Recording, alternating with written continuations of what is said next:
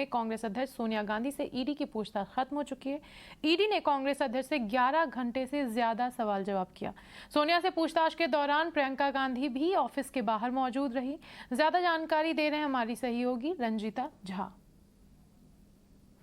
कांग्रेस की अंतरिम अध्यक्ष सोनिया गांधी से प्रवर्तन निदेशालय ने आज तीसरे दिन पूछताछ की। नेशनल हेराल्ड मामले में सोनिया गांधी से लगभग 10 घंटे से ज्यादा पूछताछ हुई है। पूछताछ का जो मुख्य बिंदु रहा, लगातार ये कहा जा रहा है कि इस पूरे मामले में मनी लॉन्ड्रिंग हुई और अगर हुई तो उसको लेकर जो भी सवाल हैं वो सोनिया गांधी से पूछे गए हैं। आज की पूछताछ खत्म हो गई है, लेकिन अब तक इस बात को लेकर खबर नहीं निकल कर आ रही कि क्या चौथे दिन भी सोनिया गांधी से पूछताछ होगी या फिर आज आखिरी दिन था जब ईडी अपने सवाल सोनिया गांधी के सामने रख रही थी। वहीं 3 दिनों के पूछताछ में हमने देखा कि कांग्रेस पार्टी सड़क से लेकर संसद तक आंदोलन कर रही थी। राहुल गांधी कल डिटेन भी हुए। दिल्ली की प्रशासन ने उन्हें विजय चौक से जो है वो वहां प्रदर्शन करते हुए उन्हें और उनके साथ ही कांग्रेस के दूसरे सांसदों को भी हिरासत में लिया और लंबे वक्त तक उन्हें किंग्सवे कैंप का जो पुलिस लाइन है वहां रखा गया। आज भी कांग्रेस के सांसदों ने पहले विजय चौक पर अपना प्रदर्शन किया और उसके बाद प्रेसिडेंट हाउस जाने की कोशिश कर रहे थे, जिसके बाद सभी सांसदों को डिटेन किया गया। कांग्रेस पार्टी का ये कहना है कि ये जो पूरा मामला है ये बहुत पुराना है। 2015 में इस मामले को लेकर सीबीआई ने अपनी रिपोर्ट दे दी थी, लेकिन इसके बावजूद भी राजनीतिक तौर पर कांग्रेस के जो बड़े नेता है, जो शीर्ष नेतृत्व है, उनको परेशान करने के लिए, कांग्रेस के कार्यकर्ताओं का मनोबल गिराने के लिए ईडी ये काम कर रही है और वो भी केंद्र सरकार के इशारे पर ऐसा हो रहा है। वहीं बीजेपी भी खुले तौर पर कांग्रेस पार्टी के नेताओं की आलोचना करते दिख रहे हैं।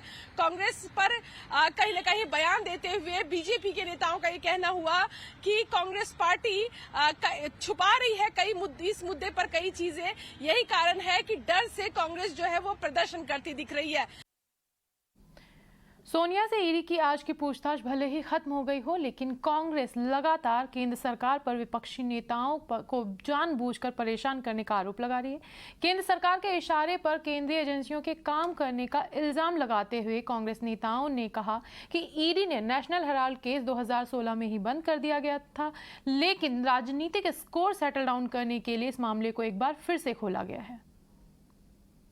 बड़े दुख की और बड़ी अजीब बात है कि एक 10 वर्ष पुराना केस जो बंद कर दिया गया था, उसको केवल राजनीतिक द्वेष की भावना से उसका दुरुपयोग किया जा रहा है। 2016 में ईडी ने खुद इस केस को समाप्त कर दिया था और बावजूद उसके अब खुद इसको बार बार उठा करके इसको केवल कांग्रेस के नेताओं के ऊपर, कांग्रेस पार्टी पे दबाव बनाने के लिए किया जा रहा है। और ये इसलिए किया जा रहा है ताकि देश के जो वास्तविक मुद्दे हैं, जैसे अग्निपथ बेरोजगारी का मुद्दा है, महंगाई का मुद्दा है, ऐसे मुद्दों के ऊपर विपक्ष के ऊपर दबाव डाला जा सके कि विपक्ष ये मुद्दों को ना उठाए।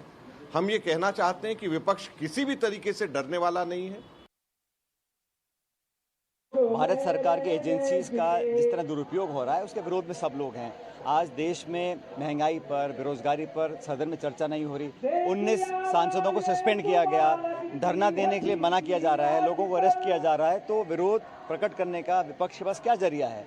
हमारा मुद्दा ये है कि पब्लिक को पता होना चाहिए कि जिस प्रकार का रवैया केंद्र सरकार का है वो लोकतंत्र के देश के हित में नहीं है और हम लोग चाहते हैं कि हम अपनी बात रखने का हमको अधिकार मिलना चाहिए। एजेंसीज पिछले 8 साल से क्या करें सब देख रहे हैं, उसके विरोध में हम लोग हैं। जनता के सामने सच रखना हमारा अधिकार, हमारा फर्ज है। पीएमएलए कानून के खिलाफ दायर याचिका पर विपक्ष को बड़ा झटका लगा है। सुप्रीम कोर्ट ने विपक्ष की ओर से दायर याचिका रद्द कर दी है। सुप्रीम कोर्ट ने कहा कि ईडी का गिरफ्तार और समन भेजना सही है। सुप्रीम कोर्ट ने अपने फैसले में और क्या कहा, इसकी पूरी जानकारी दे रहे हैं हमारे सहयोगी गौरव श्रीवास्तव। सुप्रीम कोर्ट ने आज एक अहम फैसला सुनाते हुए prevention of money laundering act के तहत प्रवर्तन निदेशालय के सभी अधिकारों को बरकरार रखा है। 242 याचिकाओं के जरिए प्रवर्तन निदेशालय के रेड करने, समन देने, गिरफ्तार करने और संपत्तियां जब्त करने के इन तमाम अधिकारों को सुप्रीम कोर्ट में चुनौती दी गई थी, जहां पर सुप्रीम कोर्ट ने लंबी बहस के बाद आज फैसला सुनाया।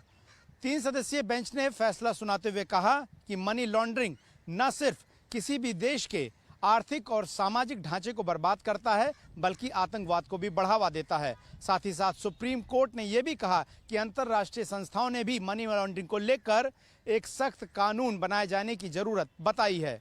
दरअसल सुप्रीम कोर्ट में ईडी के उन तमाम अधिकारों को, जिसमें वो न सिर्फ आरोपियों को ECIR की कॉपी देने से मना करता है, जो कि एक तरह की FIR की कॉपी है। साथ PMLA कानून पर विपक्ष के कुछ नेताओं की दायर याचिका सुप्रीम कोर्ट से खारिज होना जहां उनके लिए एक झटका है, वहीं सरकार के लिए ये राहत की बात है, क्योंकि विपक्ष लगातार सरकार पर ED के दुरुपयोग का आरोप लगाता आया है।